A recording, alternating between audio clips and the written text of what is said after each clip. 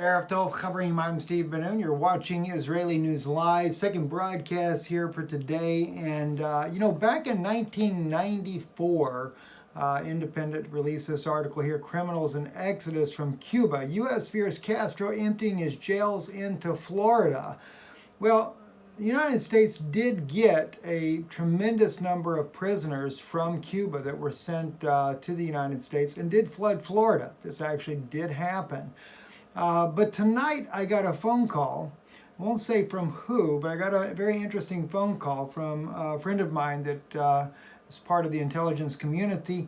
And then I actually made a phone call afterwards as well to an old colleague of mine in the intelligence community to see if he could confirm the information that I was being given tonight. The information, of course, I was being given is that Guatemala, Honduras, El Salvador, even Cuba have opened up their prison doors and are sending prisoners, once again, like Cuba did in 1994, towards the U.S. border. Of course, from what we're being told, they will be on foot. It will take about 3 weeks for them to actually make it to the border. But can't help but wonder if this is indeed actually true. What is it for in the first place?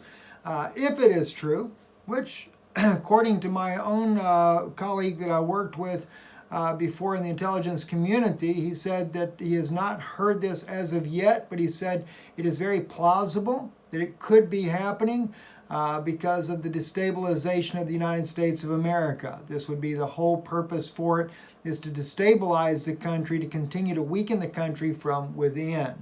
And that doesn't mean that we've got a bunch of armed bandits headed to the border, but like it was in the case of the Cuban prisoners that were set free and then sent to the United States on boats, it only caused a mass migration in the United States, and of course it raises the crime levels. And if this is what happens on our southern border, especially with Guatemala, Honduras, and El Salvador all a part of this, if that is actually true, it will create a major problem for those bordering states and then eventually for the states further inside the United States. As we show you here on the map there, we're looking at Central America, south of Mexico. All these, they end up becoming refugees, I guess, at that point there, but we will get the worst of the worst.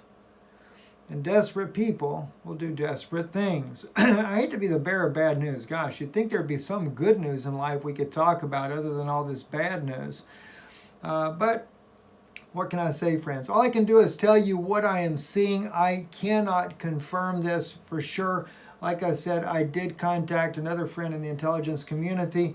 I've got yet another that I could reach out to as well to see if there any knowledge of this.